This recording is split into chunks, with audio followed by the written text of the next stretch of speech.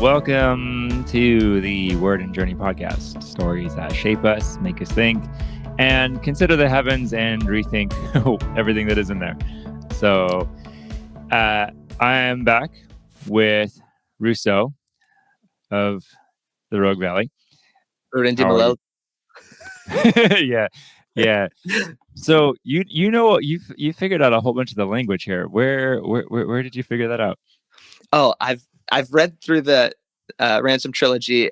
This is my fifth time through it now, and so just picking up on it, and I don't know, I've lived in these books for several years now, and they've just enchanted my imagination and made me want to be a philologist like Ransom. So I try to learn the language and then audiobooking them over and over. Just super fun. Yeah, that's really impressive and super fun. So keep it up. You could surprise us and be the next Tolkien or something. There's no chance of that happening. I guarantee. But yeah, I'm just a peasant who loves living in these books. Yeah. Well, it's good. It's very good.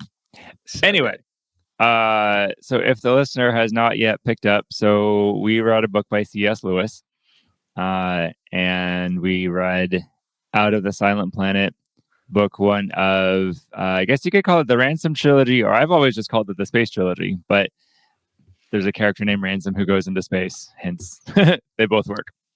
But it's true. I guess this is maybe going to sound very pretentious, but people who love this trilogy point out that in Out of the Silent Planet, within the first few chapters, C.S. Lewis does something that, at least for me, like totally enchanted my cosmology. If George MacDonald baptized C.S. Lewis's imagination, C.S. Lewis baptized my cosmology. And as he gets into the spaceship and travels into the heavens, he says, I just thought that space was cold and dark. And then he's like, wait, no, this is the womb of worlds. This is where all the action in life is happening, is up here. And so Lewis draws a sharp distinction saying we need people to stop thinking of space as this outer darkness of black void and rather see it as the heavens that declare the glory. And so, the Heavens trilogy or the Ransom trilogy is how people who love these books talk about it. And I'm not going to be pretentious anymore. If anyone calls it the Space Trilogy, I know exactly what you mean. However, now that I think about it, and I was just mulling over that very point. So probably the Ransom Trilogy is a more proper name because it's true. It's not space, it's heaven. And I do want to come back to that point. But so very briefly, I'll give a very brief narration, and then maybe you can help me introduce some themes. So set early last century in England. So Ransom is a philologist, and he's out on a walking tour because apparently that's something people do. They just go walking and stumble into adventures. Pleasure. Yeah, and so he encounters. He gets drawn into this encounter with an old schoolmate who he doesn't really like, named Devine, and Devine's partner Weston, and they essentially they kidnap him. They take him up on a spaceship to another world that calls itself Malacandra, which ends up being Mars, and they have nefarious intent to offer him to the locals and mine the gold. I think they call it the Sons of Blood up there. Right. But things are not as they seem, and some things go wrong. And then Ransom then goes on this adventure where he meets the people of the world and becomes friends with them, learns about their world, and then there's a kind of showdown at the end where I don't even know if it's fair to say Ransom saves anyone, because it's more like the we'll get into some of the terms, but there's the different peoples, and then there's the Eldila, which are sort of like the guardians, and then there's Oyarsas, who's the supreme being of the world, and he kind of takes care of himself. So, and Ransom just translates, and then everybody goes home. We should say, spoiler alert, we are going to talk about everything in this book. So if you have not read Out of the Silent Planet yet, push pause on this, go download the audiobook at least, or pick up a hard copy and go through it, because I want to be able to talk freely, but I also want Yeah. to make sure anyone who's listening knows spoilers are coming if you haven't read it, and you should read it. What have you been doing with your life if not reading Out of the Silent Planet? Yeah. It's not a long book. You could probably read it in a weekend. So, yeah. So good. Yes. So that's the very brief of the story and the kind of story we're getting into. And I admittedly, as I was reading it, I realized that there's twinges of like Avatar and Dances with Wolves and and everything, because it's a familiar structure, and it gets teased a lot because it gets done so much. Where like the newcomer enters the world on the side of the colonizers, but then like bridges the gap and makes friends with the other people, and then there's drama. I almost wonder like if C.S. Lewis did it first, or I think he did, because he actually writes in one of his essays. He says, since I've put out my trilogy, I've seen a lot more things like this happening. He's like, if I've influenced, any of that, I'm very happy. But I think as far as I know, because he talks about H.G. Wells and the debt of gratitude he owes to his writings, although he didn't share that worldview. It's interesting, I think. it is, yeah. So this certainly came up before those popular movies. So anyway, that said, Rousseau, for you, what were some of the themes that jumped out for you throughout this adventure? Okay, I've just got to say, if I were on a desert island and I could have 5 books, the Bible would be the first, the Ransom trilogy would be the next 3, and Brothers Karamazov the 5th. So like I just got to say, these books are so delightful, and I'm always surprised with how many people who love C.S. Lewis have either never read him or even never heard of him. I feel like 1 out of 2 people I talk to are like, wait, what? Ransom trilogy, Space Trilogy? Never heard of that. And I'm like, please do. Here's my copies. And I always buy secondhand copies to just give away to people who will read them. I'm like proselytizing people to be like, your cosmology needs to be Lewisified. Right. To your question, though, the things that jumped out to me, first of all, was just how wonderful it is to live in the cosmos. I think when I talked about Lewis baptizing my cosmology, what I mean by that is I've always understood the gospel and the work of God in our universe to be very earth centric. And of course, there is a special place in his heart for the earth. But what this book did for me was enlarge my understanding of how God created this whole cosmos. And even the familiar verse, John 3:16, for God so loved the world. The word we translate world is cosmos. Like he had so much agape for the entire cosmos that he sent his son here. And there's cosmic universal implications for that. And so I just love, first of all, that it stretches me beyond this little myopic view of myself and my individual salvation, and shows how glorious and big the plan and the far-reaching love of God is. So that's for sure like the predominant theme from this book. Yeah, that's a great starting point. This also, dear listener, is why we read books, for this experience that Rousseau is talking about of having your mind enlightened and illumined. And when you read good books, it's transformative, like being baptized. So that's why we read. Yes, indeed. I love this idea too of the it's not space, it's heaven, and it's not this void. It's full, and for sure full of light, and it hints at this. It's this idea that shows up in a lot of the Orthodox Christian prayers. God is everywhere present, filling all things, and there's just the sense of that there's presence with us all of the time. And this is something that would set the Ransom trilogy apart from some of our more contemporary, science fiction literature. For example, the Star Trek world. I love the Star Trek world, but it's set in space. It's set in a void, full of other life and a lot of chaos. But there's not really an order to it, except that which the Federation brings upon it, or the Borg tried to assimilate, or something. As I'm thinking about it, like the Star Wars universe might be a little bit different because they have the Force, which theoretically like holds all things together. So that's like getting a little bit closer to this, but still from a different worldview. Mm-hmm. But in considering that the space between planets is actually very, very occupied. It's heaven, and it's not just full of like water, like the ocean. It's full of beings and full of life. Mm-hmm. Every world has its own guardians, has its own stewards. Yeah. Um, it's other language for talking about like the angels and the angels do. Like we Mm-hmm. say, there's an angel guarding the world, angels guarding different places, angels guarding individual people, Mm-hmm. you know, participating in the works of God. And so when Lewis is talking about the El Dila and the Oyarsas, Mm-hmm. it seems like he's aiming at that idea. Yeah. And so we step into the cosmos. We're stepping Mm-hmm. into this realm of like spiritual beings, ultimate beings.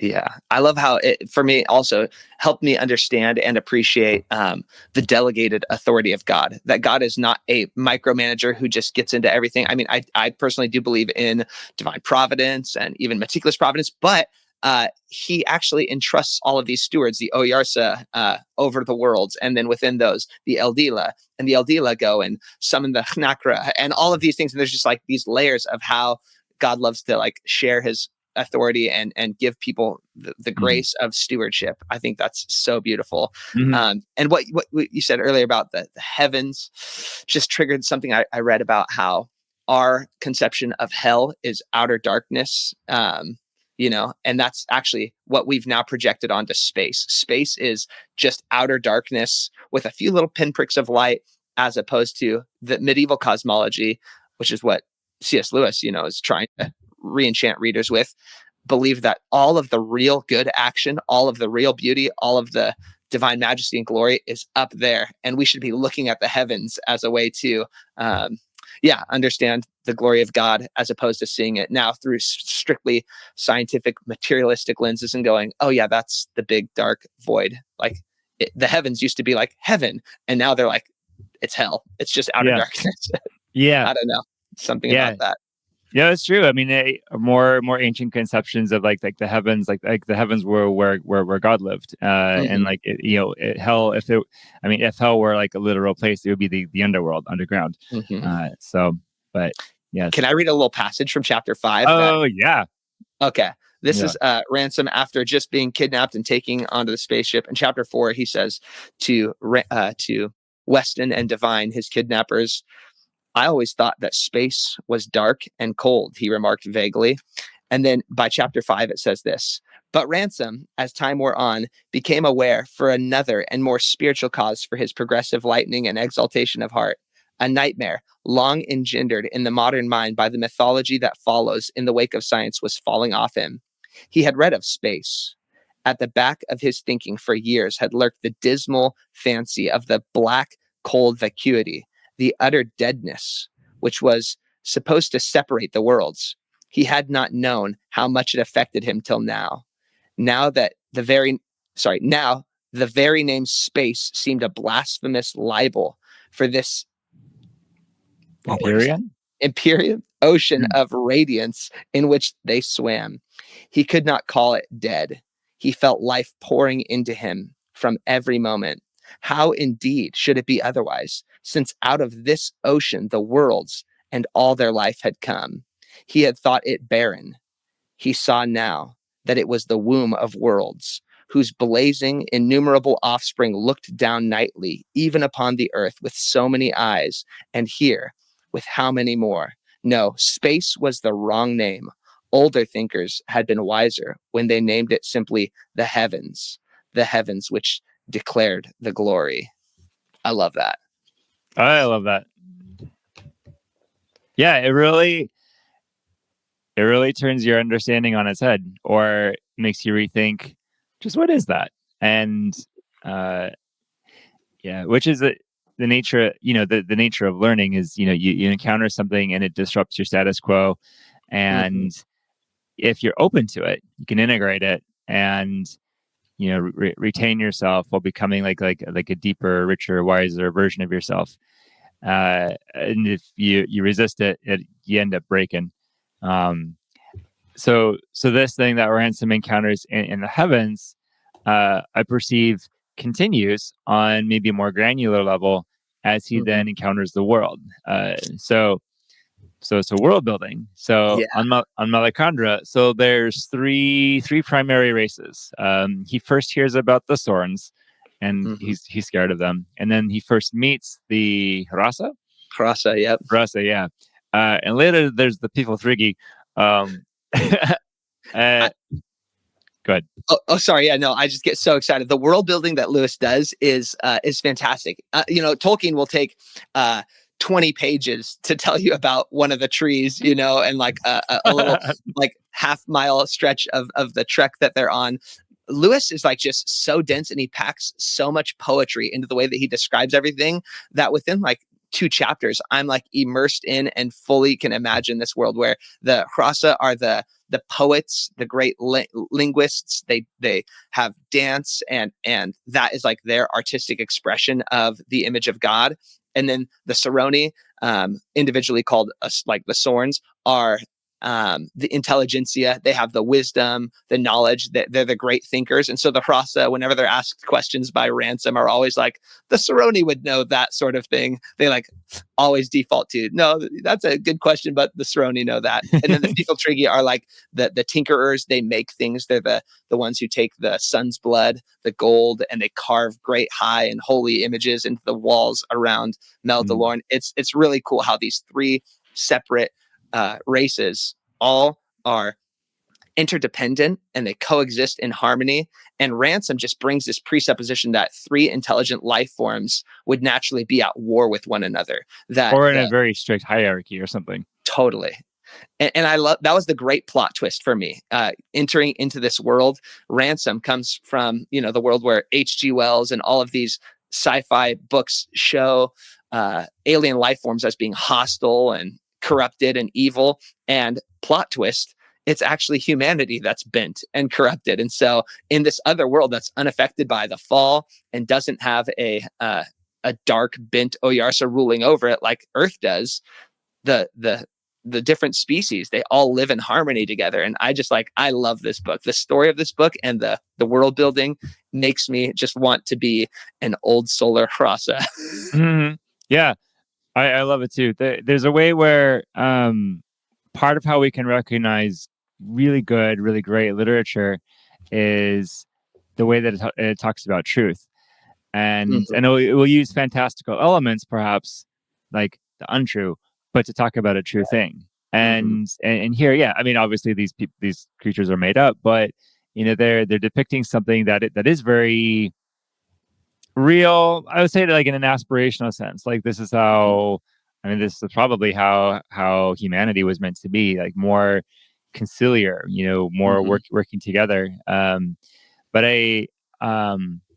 yeah, I see that too. Like, there's this perception we have of the other as either the other is going to be hostile, going to be a monster, or, as in the case of like how Weston and Devine look at it, the Mhm. other is primitive, we're better, they're there Mhm. for us to exploit. Yeah. Um, so one of the notable beats for me was how Ransom first hears on the spaceship that he's going to be offered to the Swords, Mhm. and from there, so now, like, the counselor in me is like thinking like, oh, he starts to create his own inner narrative, he Yeah. starts to create this internal representation of what they are, and Totally. which we do with each other. Absolutely. And like, the more different the other person is, like the more vivid it can be, and we'll tend to believe our inner narrative more than the outer experience, which is why Yeah. we have a lot of strife. So Right. I really loved watching him Hmm. have his inner narrative and his fear, and Mhm. then have to encounter the other, and Right. and that's his character arc. Is Mhm. he lets his inner narrative be shaped by the actual reality of who these creatures, who these life forms are. Yeah. um Whereas Weston and Devine, throughout the entire book, remain committed to their ideology and inner narrative that these primitive species are you know they should be below us, and we should totally have every right to exploit their planet and dominate them. And so even when they encounter real, true goodness and gentleness and peaceableness in another race, they see it as, oh, they're just idiots, and we should just intimidate them into giving us what we want. Hmm. Yeah. Yeah. There's a way. So, I mean, Lewis referencing himself, maybe. Uh, there's a moment like this in The Magician's Nephew Hmm. where, like, Uncle Andrew first meets Right. Aslan and he meets the creatures, and like everyone else sees Aslan and can hear him speak, and they can speak to the animals, because they're oriented that way. But Uncle Hmm. Andrew, he can't see them as other than beasts, and so he only hears noise.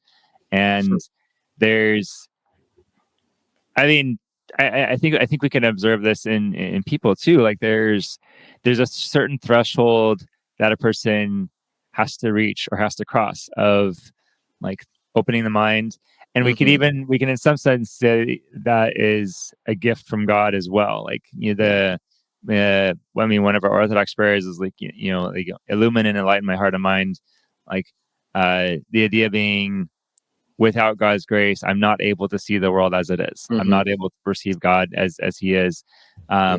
But when God gives me that gift of an illumined and enlightened heart, we talk about the nous, like the very inner core of a person. Like, Hmm. then a person is able to know things and able to learn. But Yeah. not everybody gets there, and not everybody wants to get there.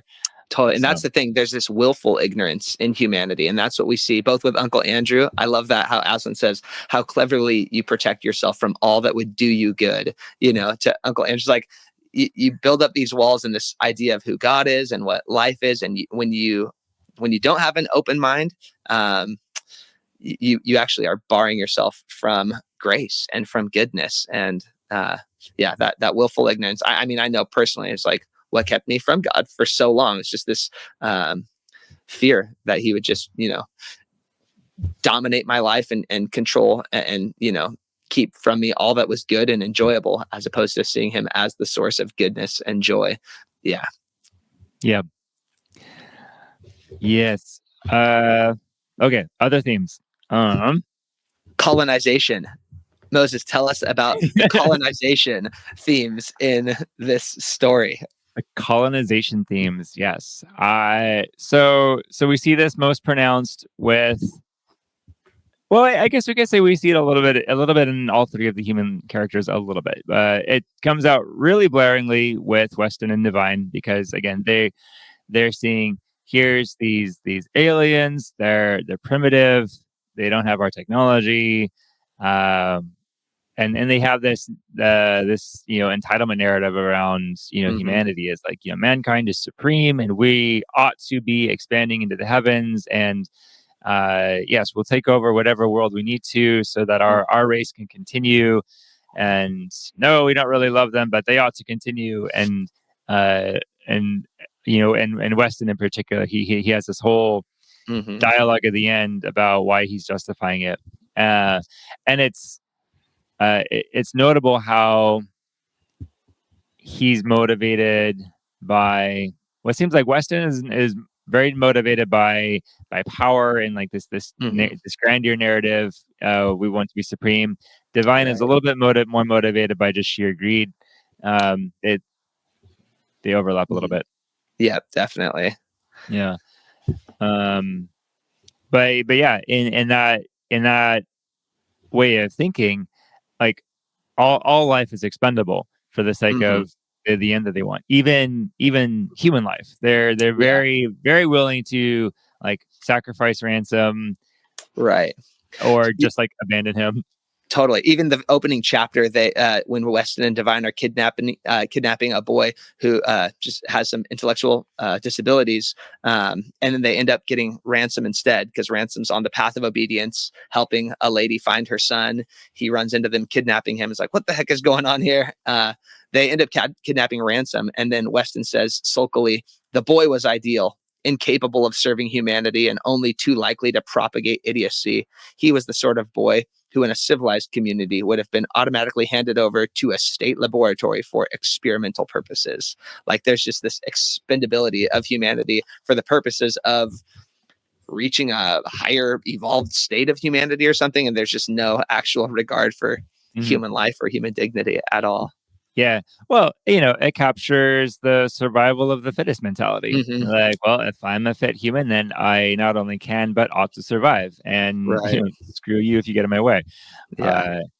Uh, and that's not the Christian way, where we see the image of God in every person and seek to Hmm. venerate them.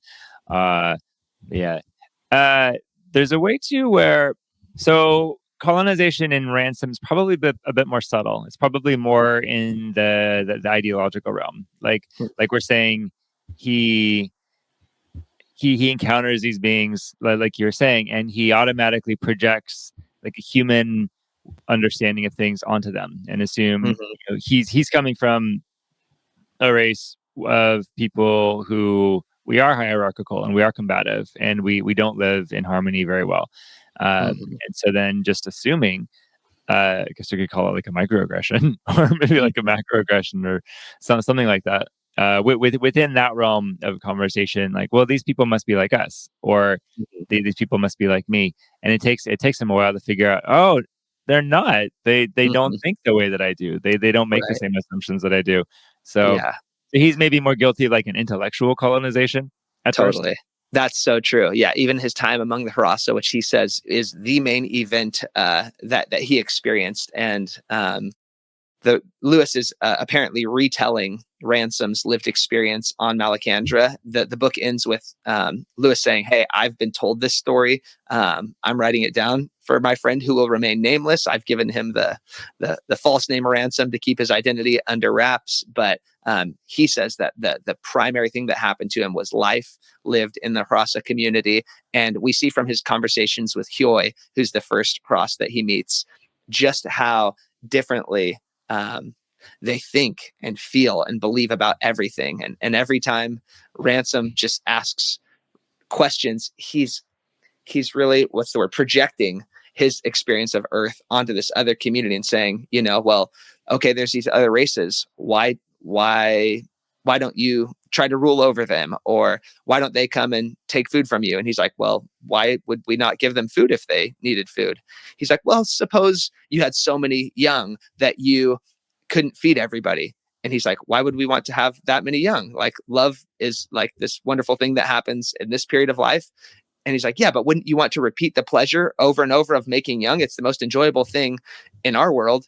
To which Huey replies, that's part of the joy, is making young, but the greater part of the pleasure is relived in memory. How we'll retell the experience of making young or our meeting in our later poems. That's really where the joy is at, not just in that moment of making love, but in all of the love that comes from that. And it's just really cool how Ransom's worldview is reshaped by seeing, yeah, like just how harmoniously it is possible to live. It really Mhm. paints an ideal of what peace and harmony and coexistence could be in this other world. So for me, that's the enchanting magic of Malacandra, is these coexisting species that are so different in so many ways, but all have great respect for one another. The Fiffletriggy and the Sorns learn the Rasa language as the common language because they're like, oh yeah, they're the linguists. Let's just default to them. And then the Soroni are like, well, let's have these Fiffletriggy make the stuff, and they love to make it anyway. So everyone's just doing their thing. They all have their gifts. They all have their what they bring to the world, and that's Mhm. that's the joy of me of living in Malacandra Yep. whenever I'm in these books. Yeah. It is really enchanting to step into this world that just works. And Hmm. uh yeah, there's traces of Narnia there too. Like, I mean, so the Narnia world, there's more.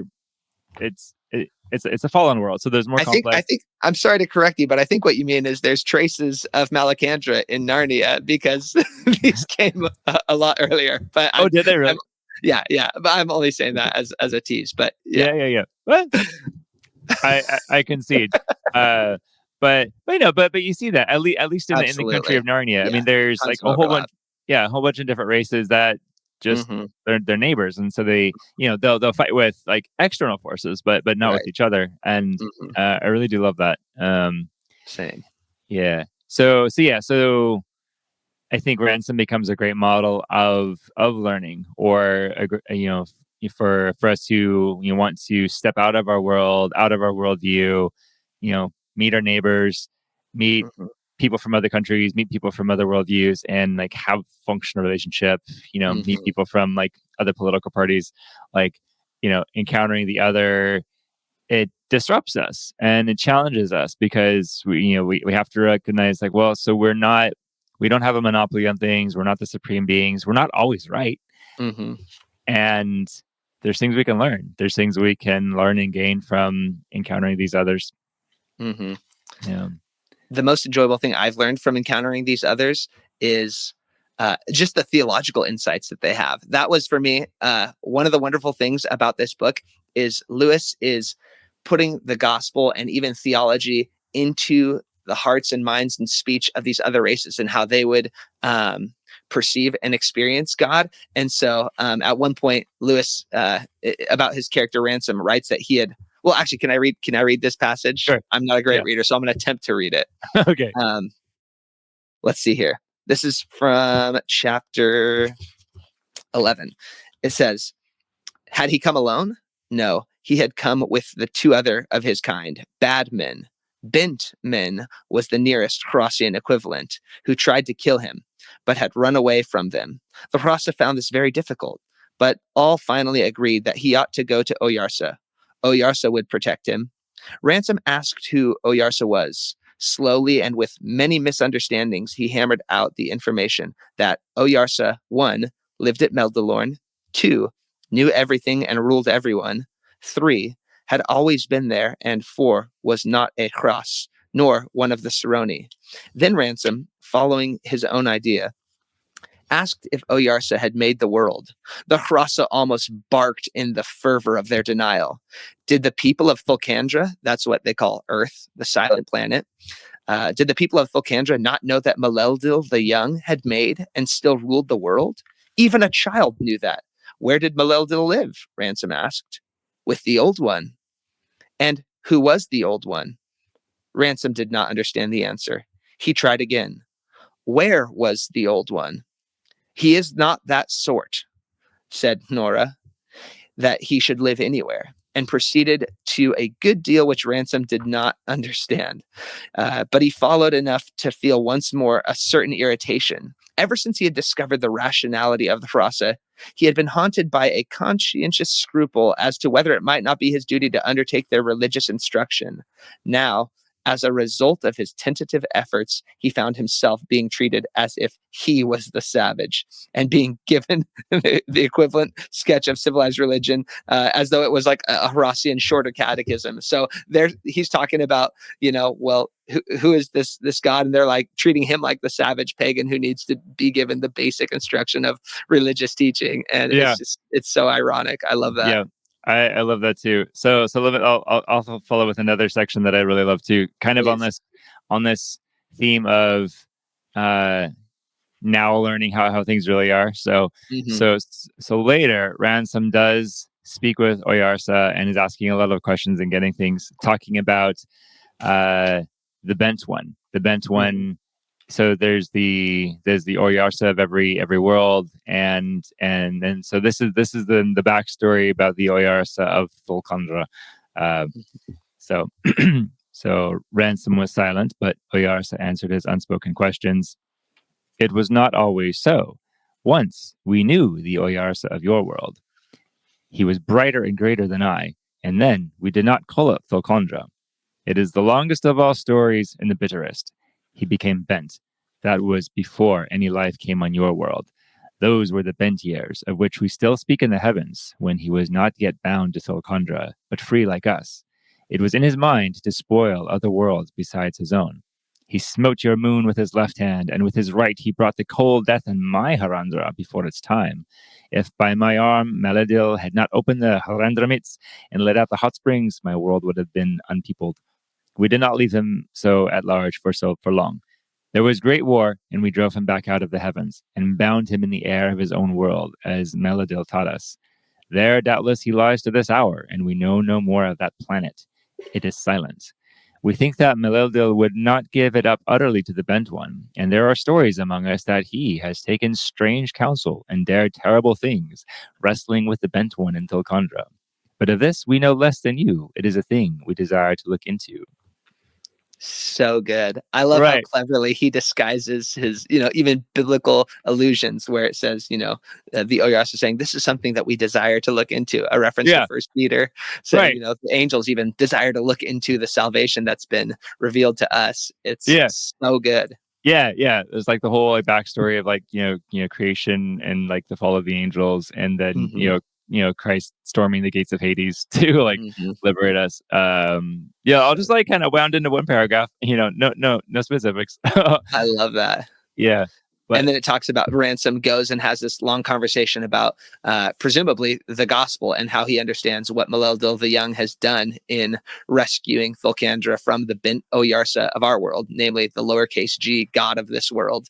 And it says, but we can't speak of that here. And it's just this secret council where Oyarsa is blown away at what God has done through Malildil the Young, which is Christ, mhm, in rescuing us. And I love that because the angels desiring to look into it. It's like that's so fascinating to them that this bent, corrupted race of human beings, these dirt creatures who rebelled against God, are somehow united to God in love, and that he doesn't just wipe them out in their moment of rebellion, like the war in heaven we see in Revelation 11, where there's war in heaven with Michael and the devil and this great dragon thrown down to earth. Like the angels, when there was rebellion, there was no place for repentance and reconciliation given. And so for humanity to be offered this wonderful gift of salvation and union with God and restoration, it's fascinating. They marvel at it and want to look into it. So I don't know. I get super excited reading that from mhm, the mouth of the Oyarsa. yeah, yeah.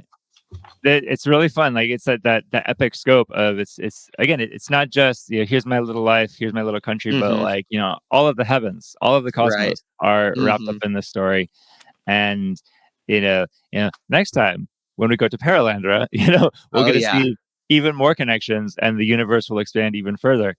Uh, which is fun. It's fun reading. It's fun writing. Hmm. Um, so I think the story of Out of the Silent Planet is my all-time favorite of the three stories, but the theology in Paralandra is so good. And mhm. yeah, what were you going to say? Sorry. uh, yeah, I'm excited. I've only read Paralandra once a long time ago, so I'm excited to reread it and Yeah. re-encounter it. I think so. Same with a lot of these. So I think last time I read the Ransom trilogy, I was probably in high school, and I like Hmm. to say I read a lot of C.S. Lewis books back before I knew how to read. Uh, Certainly Well before I put. was Orthodox. Yeah. So I'm excited to read it as Orthodox, as an adult, Hmm. and like someone who has seen a few things. I must say, for anyone who, okay, like for the first experience most people have with the movie Napoleon Dynamite, like if when well, at least for me, when I first watched it, and John Heder said this himself, and he said like most people when they first watch it, it's so unlike anything else you've ever seen that you're like, what is happening? I don't quite get it. This is the weirdest, most bizarre thing I've ever watched. That's kind of how the Ransom trilogy is. Like these books are so, for me at least, utterly unlike all other literature. I mean, there's obviously like certain themes and character arcs, but just the world and the way that Lewis, yeah, uses other planets and other creatures to teach gospel truths. It's so unlike everything else that, like Napoleon Dynamite, the first time you go through it, just expect to be a little confused and dazed and like, what is going on? Who? And then the second time, at least for me watching Napoleon Dynamite, I'm like, oh, this is the best movie ever. And, I've watched it 100 times since then. That's how these books are. Like first time through, just prepare to be a little bit lost and a little bit confused, and then come back through and enjoy the heck out of them. Yeah. I hope you guys have the inverse experience of the books that I had with Napoleon Dynamite, because so the year Napoleon Dynamite came out, so I was kind of a sheltered kid back then, so Yeah. I didn't get to see it right away. So I was listening to all of my friends like quoting and referencing the movie like all summer, It's funny. and they were hilarious. Yeah. Uh, but then I saw the movie and I was like, the movie was such a letdown because my friends were funnier. so That's so funny. so hopefully you hear our conversation and are intrigued, but I believe the story will like surpass what we're presenting of it. Oh, Uh, definitely. yeah. I, Uh, I'm of my friend group, like I'm the one who just like is always proselytizing and trying to get people into these books. So I'm like quoting long portions of it, and I even came up with this big game for the That Hideous Strength for a group of guys that meets together. We're called Clive's Concord, and we meet monthly to kind of like the Inklings share our own work and our own art, but then also to discuss a chapter from a C.S. Lewis book. And so I'm always trying to get the guys into it, and hopefully I'm not just annoying the heck out of them, but I'm like trying to plant these seeds of like, you need to be in these books. You need to, yeah. Anyways, It's good. We need to read more. We need to read good stories. They help us understand things. Like, I mean, yes, absolutely. I mean, read the Bible, read the Psalms, but oftentimes we like if we know how to read, like we'll go into like other literature, other genres, and we'll be able to find the true truths where they are. And that's Hmm. I think that's a marvelous thing. So Yeah. Amen. for for this story, and maybe we can start to wrap on this note, but we've talked about some of the concepts and the themes, but just from a sheer like storytelling aesthetic perspective, Rousseau, what's one of your favorite like images or Um, sequences from the story?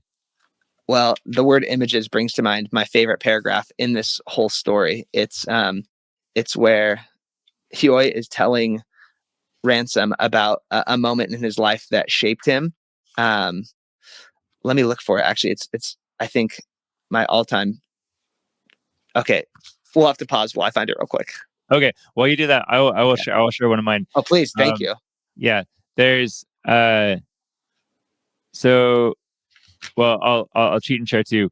So one of them that I really like, they go on this Hanakra hunt, and Hmm. the Hanakra is a creature like a fierce fell beast, and Ransom and Huey have become really good friends, and so they go out together, and it's a really marvelous sequence. And again, Lewis's Hmm. style, he tells it very simply, but it really captures like the energy and the fervor and the excitement of like, oh, the great beast chase, and like, oh, Hmm. so that's like one of the action high points that's really fun. And there's some like deep emotional beats that go with that. But I think my very favorite image though is Ransom gets sent to Oyarsa. There, he's being summoned, so he has to go. He has to leave the Rasa, go meet up with this Soren in the mountains who will help him. And so the image of his journey is, he sets out on his own and he's ascending into the mountains. And again, there's a similar sort of image in The Horse and His Boy, which Mm, I was just enjoying, where Shasta goes totally. up in the mountains and meets Aslan. But there's a sense of like the hero now being on the journey, and it's not quite Dark Night of the Soul, but like he meets up with the Soren, and at some point he's being carried by this Soren like up this mountain. And the way that the Hmm. mountains work, this mountain actually goes higher than the atmosphere, Yeah. uh, and so he's just like up in the heights, in the cold, weak and weary, just being carried along, and just like as far from home as he can get, like on his road to enlightenment. And uh, and I love it. It just captures a Hmm. sense of like I've gone on this journey. I don't know how I'm going to make it. I'm finding my way. I'm being found. I'm being helped. And then the prize at the end, like descending back into life. I don't know that for me, just from a storytelling perspective, like Yeah. that beat of a story, I really love. Just it captures the struggle. Like I have to Hmm. struggle. I have to push myself. I have to uh, I have to struggle to really come into the fullness of who I am, and coming into the fullness of what the story is. So So good. yeah. I love that. And you talked about just like the Hanakra hunt is definitely the highlight of the story for me, because there's this redemption moment that happens. But to preface it, I'm going to read Huey's recollection and then talk about what we already said. There will be some spoilers. So what happens to Huey in the Hanakra hunt? But here's Huey's recollection to Ransom. He says, I do not think the forest. Oh, by the way, Knakra is like this giant black-mouthed crocodile shark creature that lives in the streams and comes down from the cold waters of the Handramit, which is like the upper regions of the mountains. And he comes down, and then the Krasa want to hunt him, and he wants to hunt them. And there's this like wonderful war between them that they all enjoy. So he says this. I do not think that the forest would be so bright, nor the water so warm, nor love so sweet if there were no danger in the lakes. I will tell you a day in my life that has shaped me, such a day as comes only once, like love, or serving Oyarsa in Meldalorn. Then I was young, not much more than a cub, when I went far, far up the Hundramit, to the lands where the stars shine at midday and even the water is cold. A great waterfall I climbed. I stood on the shore of Balki, the pool, which is the place of most awe in all worlds. The walls of it go up forever and ever, and huge and holy images are cut in them, the work of old times. There is there's the fall called the Mountain of Water, because I have stood there alone, Maleldil and I, for even Oyarsa sent me no word. My heart has been higher, my song deeper all my days. But do you think that it would have been so unless I had known that in Balki Hanakri dwelt? There I drank life, because death was in the pool. That was the best drink, save one, death itself, in the day that I drink it and go to Maleldil.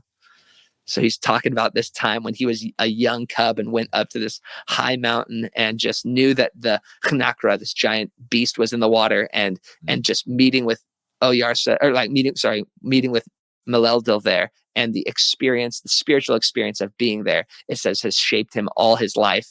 And I just love that. I was actually just last month in Kauai, and I was standing on the cliffs of, what's that place called? Nepali, the Nepali coastline, which is like the Jurassic Park picturesque thing. And I opened up my notes because I have Kyoi's recollection written in there, and I read it out loud while I was looking at these giant towering cliffs, and I just wept. I just like wept. It was a spiritual experience, like thinking about Hyoi climbing up these giant waterfalls and experiencing just this sheer delight. It's one of my favorite things in the world. And then when he goes on the Nakra hunt, and actually ends up being slain by the bent ones, Weston and Devine, it's the consummation for him. Ransom apologizes profusely that he didn't tell him that he came from a bent race that is full of corruption and greed and murder.